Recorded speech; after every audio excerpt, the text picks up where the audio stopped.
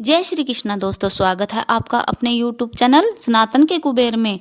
दोस्तों, आज हम इस वीडियो में बताएंगे कि वर्ष 2023 में सकट चौथ कब है और सकट चौथ की व्रत कथा और विनायक महाराज की व्रत कथा जो सकट चौथ व्रत में सुनी जाने वाली है। दोस्तों, उससे पहले आपसे एक छोटी सी विनती है, अगर आपने अब तक हमारे यूट्यूब चैनल को सब्सक्राइब नहीं किया है तो प्लीज़ सब्सक्राइब कर दीजिए। वीडियो को लाइक और शेयर अवश्य ही करें और वीडियो के अंत तक बने रहें। वर्ष 2023 में 10 जनवरी दिन मंगलवार को तिल चौथ मनाया जाता है। इस तिल चौथ को कई जगहों पर अलग अलग नामों से जाना जाता है, जैसे बहुला चतुर्थी, वक्रतुंड संकष्टी चतुर्थी, तिल चौथ, संकष्टी व्रत आदि नामों से जाना जाता है। इस दिन श्री भगवान गणेश जी की पूजा का विधान है। यह व्रत सकट माता को भी समर्पित है। चलिए दोस्तों, आरंभ करते हैं सकट चौथ माघ मास की व्रत कथा। सतयुग में एक राजा था, उसका नाम हरिश्चंद्र था। हरिश्चंद्र अत्यंत धार्मिक भावना के व्यक्ति थे। उनकी प्रजा हर तरह से सुखी थी। उनके राज्य में एक ब्राह्मण के यहाँ पुत्र पैदा हुआ तो उस ब्राह्मण की मृत्यु हो गई। ब्राह्मण की पत्नी अपने पुत्र को पालती हुई, उसका भरण पोषण करती हुई, जब भी गणेश चतुर्थी आती, संकष्टी चतुर्थी आती, तो वह श्री गणेश भगवान जी का विधि विधान से पूजन करती तथा उसका व्रत रखती थी। जब धीरे धीरे उसका पुत्र बड़ा होने लगा तो वह पशुओं को चुराने के लिए जंगल जाने लगा। तो हर रोज का वही कार्य था उसका। तो एक दिन वह जंगल में पशुओं को चराने के लिए जा रहा था, तो रास्ते में उसकी कुछ चाची और ताइयां मिल गई। तो उसको कहने लगी, जब तू जंगल में गाय भैंसों को चराने के लिए जाता है तो तेरी माँ पीछे से पकवान बना बना कर खाती है और तुझे नहीं देती, ना ही तेरे लिए बचा कर रखती है। वह कहता है, नहीं चाची, आप झूठ बोल रहे हो, मेरी माँ ऐसा नहीं करती, वो मुझसे बहुत प्यार करती है। लेकिन उसके मन में संदेह उत्पन्न हो गया। तो वह जाता है तो देखता है उसकी माँ उस दिन तिलकुट बना रही थी, तिल के लड्डू बना रही थी, क्योंकि उस दिन संकष्टी व्रत था। तो वह व्रत के भोग के लिए ऐसे लड्डू बना रही थी।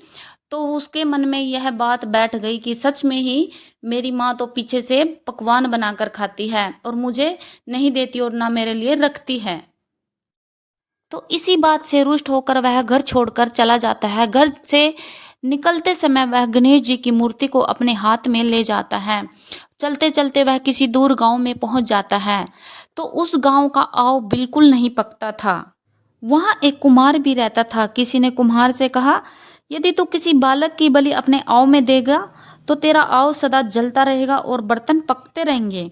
अतः कुमार ने जब ब्राह्मण के बालक को गणेश की मूर्ति हाथ में लिए देखा तो उस बालक को पकड़कर अपने आव में बिठा दिया और चारों तरफ आग लगा दी।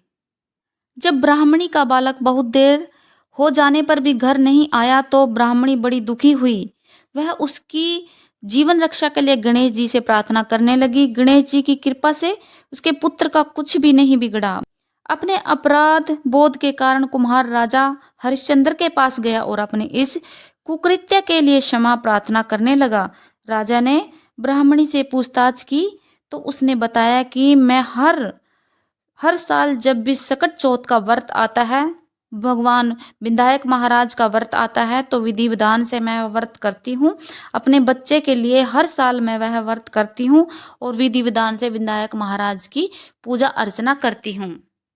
तब ब्राह्मणी ने कुम्हार से कहा कि अगर तुम यह सकट चौथ का व्रत हर साल विधि विधान से करोगे तो विनायक महाराज तुम्हारे सब दुख दूर कर देंगे।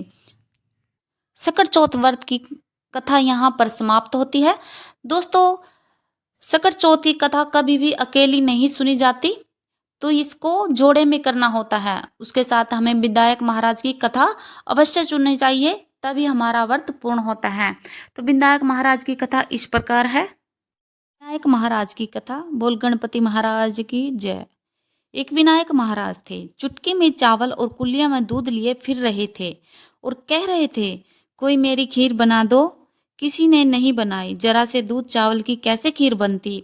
एक बुढ़िया थी, वह बोली, ला बेटा मैं बना दूं। बुढ़िया बाहर जाने लगी तो विनायक महाराज बोले, कहाँ जा रही हो। बुढ़िया बोली, बेटा बर्तन मांग कर लाऊं। विनायक महाराज बोले, देख अपने घर में देख, अंदर देख, दूध का टोकना भरा है, चावल की परात भरी है। बुढ़िया ने चूल्हा जलाकर खीर बनाई। खीर निकलने लगी तो बहू ने कटोरा भर के किवाड़ के पीछे विनायक महाराज का छींटा लगाकर खा ली। जब सारी खीर बन गई तो बुढ़िया बोली, आ बेटा जीम ले। विनायक महाराज बोले, मैंने तो खा ली। बुढ़िया ने कहा, कब खाई? विनायक महाराज बोले, जब तेरी बहू ने खाई। बुढ़िया बहू से बोली, तूने खीर झूठी कर दी। बहू बोली, हाँ माँ जी, मैंने खीर खा ली। जब टोकने से खीर बाहर आ रही थी तो मैंने उसके नीचे कटोरा रख दिया और वह कटोरा भर गया। तो मुझे भूख लगी थी, मैंने दरवाजे के पीछे बैठकर विनायक महाराज का छींटा लगाकर वह खीर खा ली।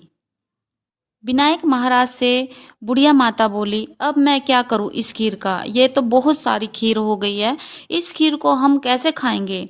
तो विनायक महाराज बोले, इस खीर को आस पड़ोस में अपने गांव में सब जगह बांट दो। तो बुढ़िया खीर को बांटने के लिए गांव में चली गई। तो गांव वाले चर्चा करने लगे, कल तो इस बुढ़िया को खाने के लाले पड़े हुए थे, यह भूखी मर रही थी, आज यह पूरे गांव में खीर कहाँ से बांट रही है। जब बुढ़िया माँ ने सबको बताया कि जो चुटकी में चावल और कुलिया में दूध लिए फिर रहे थे वह गणेश जी महाराज थे और गणेश जी महाराज की कृपा मुझ पर हुई है, तो वह पूरे गांव में खीर बांटकर जब घर लौटी तो विनायक महाराज ने उसकी झोपड़ी में पैर लगाया और उसकी झोपड़ी महल बन गई। तो ऐसे विनायक महाराज ने उस बुढ़िया माता पर अपनी कृपा करी। कथा को कहते सुनते उंकारा भरते सबको पुण्य की प्राप्ति हो और सबका व्रत पूर्ण हो। बोल विनायक महाराज जी की जय। दोस्तों, अगर आपको यह वीडियो अच्छी लगे तो वीडियो को लाइक कीजिए, शेयर कीजिए और मेरे YouTube चैनल को सब्सक्राइब कीजिए। राधे राधे, जय श्री कृष्णा।